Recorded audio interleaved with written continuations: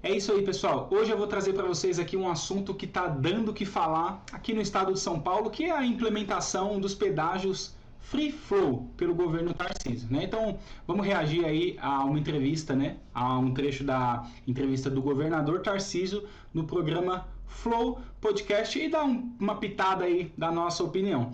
Certo? Eu sou Maurício Barros, ativista e comentarista político, então já se inscreve no canal, ativa o sininho, deixa um comentário aí e ajuda a gente a crescer dentro da plataforma. Vambora! Quero você. Rodrigo mandou uma mensagem pelo Pix. Tarcísio, vê se não tem vergonha de no seu governo o Free Flow ter sido implementado prejudicando o orçamento de milhares de trabalhadores que possuem baixa renda e dependem do trajeto para irem trabalhar?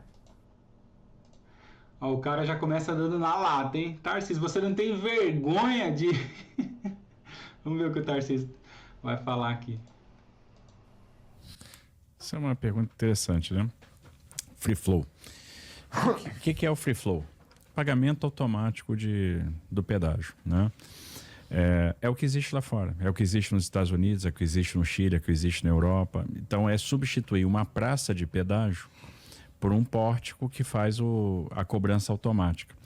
Então é tirar, por exemplo, a praça de bloqueio, né? Aquele ponto de bloqueio, então tirar aquele negócio. Tá? E aí tem algumas coisas interessantes.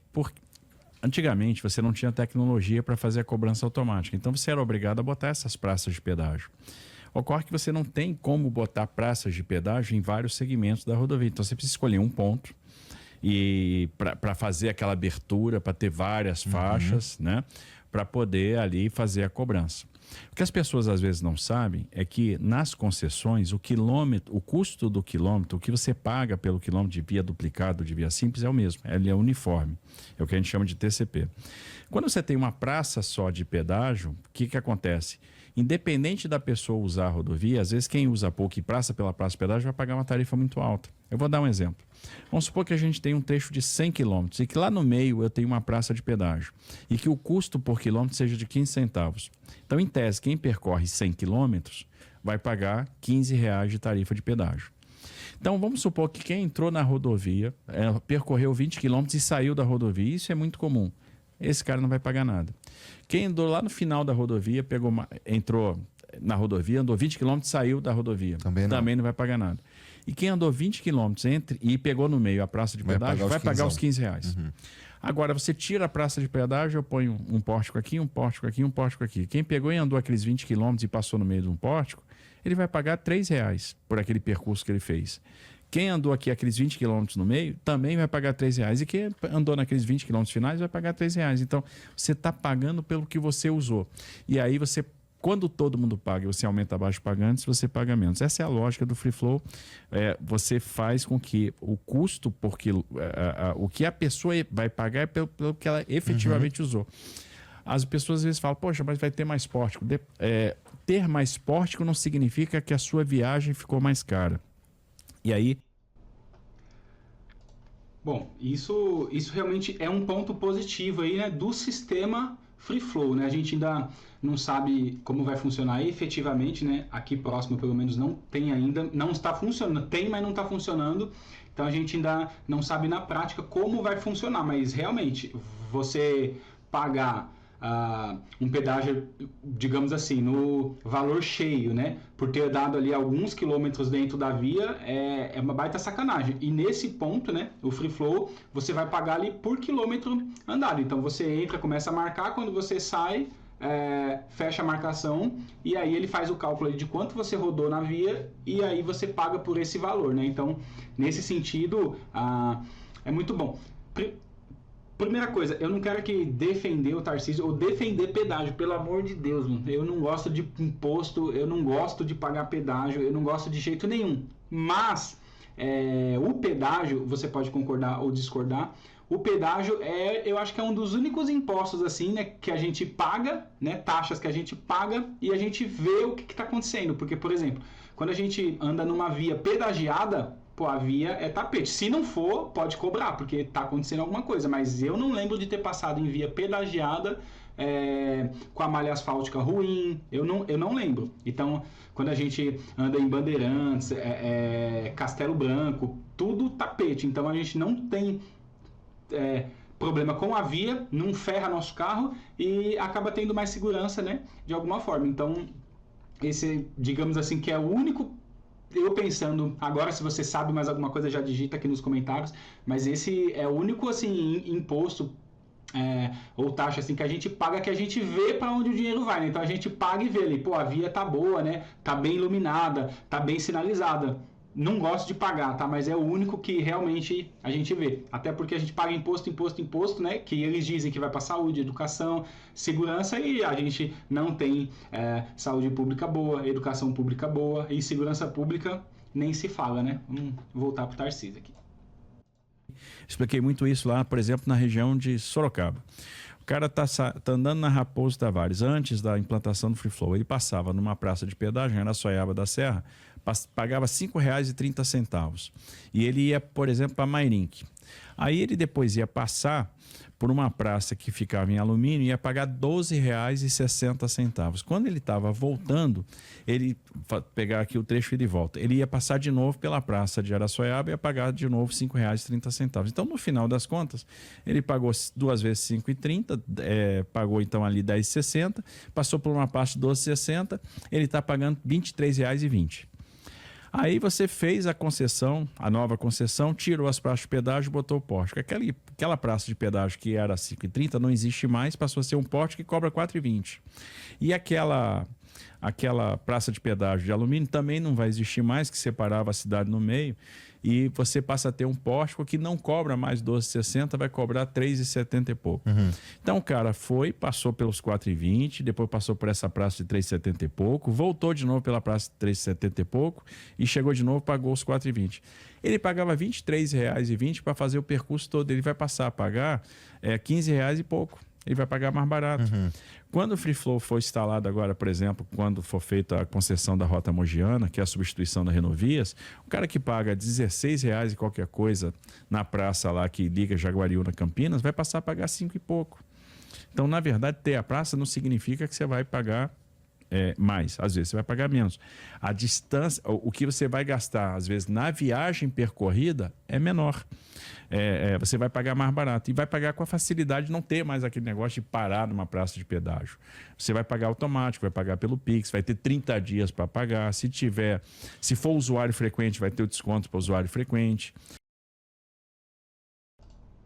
Esse aí acho que é um dos problemas da implementação, né? Esse de ter 30 dias para pagar. Quem tem a tagzinha no carro, tranquilo, mas para quem não tem, né, a gente tem muita gente ainda que não tem essa familiaridade com o celular, de ter aplicativo, de entrar lá, de conseguir se cadastrar, para estar efetuando esse pagamento em 30 dias. Então acho que isso aí vai dar uma enrolada e ainda vai um tempo ainda de adaptação, né? Mas como o mundo inteiro se adapta a tudo, a novas tecnologias e a tudo, eu acho que a gente vai passar dessa fase. Mas assim, o que está dando um pouquinho o que falar é isso aí também, né? Porque muito idoso, caminhoneiro, uma porrada de gente que não tem tanta familiaridade, né, com aplicativos e celulares e etc. Vai complicar um pouquinho ainda. Quer ver, a tecnologia te favorece algumas coisas. Por exemplo, quem mora a gente fez a concessão da rodovia do Litoral. Aí a pessoa mora em Mogi das Cruzes e trabalha no Distrito Taboão. O cara, quando passa no poste do Distrito Taboão, ele registra a cobrança. Quando ele volta do Distrito Taboão para Mogi, o que o sistema interpreta? Esse cara foi e voltou é porque ele trabalha lá. Você anula a cobrança. Então, o cara que vai para o Distrito Taboão e volta todo dia, não vai pagar pedágio. Por exemplo, quem vai de Mogi para São Paulo e sai e pega a estrada do Evangelho Pleno, que vai ser duplicada, o cara pega um pórtico na saída para registrar que ele está saindo daquele trecho e ele vai proporcionalmente rodar menos. Então, ele passou por um pórtico que não tem cobrança, mas quando ele passar pelo segundo, que cobraria R$1,80 e pouco, aquela cobrança dele vai cair para 55 centavos, para ele sair de Mogi para São Paulo. E lá, aquele trecho todo vai receber terceira pista. Pedágio. Essa parte aí é importante, hein?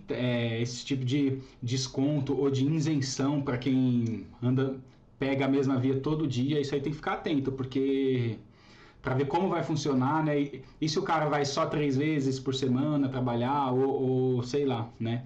Mas é uma boa também, porque se é praça de pedágio, não tem jeito. Você tem que pagar todo dia e independente. Agora, se tiver esse esquema de não, a pessoa trabalha lá, então vai dar algum tipo de desconto ou algum tipo de isenção, já é bem mais interessante também, né? É um saco. É um saco. As pessoas não... É chato ter que cobrar pedágio. Agora, foi por causa das concessões que a infraestrutura de São Paulo é a melhor do Brasil. Das 10 melhores rodovias do Brasil, 9 estão em São Paulo. É por isso que a gente tem uma Bandeirantes, uma Castelo, né, uma Marechal Rondon, uma Washington Luiz, uma Raposo Tavares, do jeito que a gente tem. Você sai de Presidente Prudente, vai para Álvares Machado em direção ao Presidente Epitácio, você vai andar numa rodovia duplicada, com boa sinalização, com boa manutenção. Compara com outras malhas do Brasil para ver como é que está. E aí você vai ver que as pessoas... É o que eu falei quase agora, né? É um dos lugares que a gente vê esse dinheiro fazendo resultado, né? Então, é o que eu falei quase agora. Então, são as vias pedagiadas, então são vias de excelência, né? Então, esse dado eu não sabia, né? De a cada 10 melhores rodovias 9 estão aqui em São Paulo, mas é por conta do pedágio. Então, assim, se estão usando esse dinheiro para fazer outras coisas ou não, não sei, mas que estão fazendo o bem pelas vias, pelas estradas, isso daí é só você andar que você vai ver, né? Então, o governador acabou de falar, vias duplicadas, bem sinalizadas, né? A malha asfáltica, então, nem se fala, tapete, né? Pessoas, de repente, poxa, eu prefiro realmente pagar, que é um saco, mas andar na rodovia que eu ando hoje. E aí, para você falar com um pai que perdeu um filho num acidente de trânsito porque a rodovia era mal manutenida, não tinha condição de segurança, pode ter certeza, ele pagaria o valor que fosse de pedágio para ter o filho vivo hoje, para não ter tido o acidente, para não ter perdido um ente querido. Infelizmente, a infraestrutura tem um custo. O pessoal fala, mas eu pago o IPVA. Né? Então, poxa, o IPVA deveria responder por isso. Bom, primeiro não tem essa vinculação. O Estado de São Paulo arrecada mais ou menos 13 bi de IPVA por ano, metade disso vai para os municípios. 50% é para os municípios onde os carros foram emplacados. Significa que você fica com 6,5, 6 por ano. Você está investindo por ano na malha de São Paulo mais de 30. E aí, o que a gente consegue investir na infraestrutura rodoviária é muito maior do que você, por exemplo, arrecada com o IPVA. A infraestrutura, infelizmente, tem um preço, ela é cara, tem muitos investimentos que vão vir aí de mobilidade. Pensa assim, você está investindo só nesse trecho da Castelo Branco, que está vindo aqui para São Paulo, que hoje causa transtorno, mas essa obra uma hora vai acabar e ano que vem ela acaba. Nas vias marginais, nas pontes sobre o Tietê, para quem está saindo ali de Alphaville, para quem está saindo de Barueri, para quem está vindo de Jandira, de Itapevi, está vindo para São Paulo, só nesse segmento você está investindo R$1 bilhão para melhorar a mobilidade. Olha só, ele citou aí do IPVA, né? Então, disparadamente, eu preferia pagar mais pedágio e parar de pagar IPVA do que o contrário. Porque ele citou, né, que grande parte do IPVA vai para as prefeituras e quando a gente entra no bairro, a gente vê a situação aí de todas as cidades, né? Das vias, da malha asfáltica aí, de todas as cidades. Então, assim, o IPVA...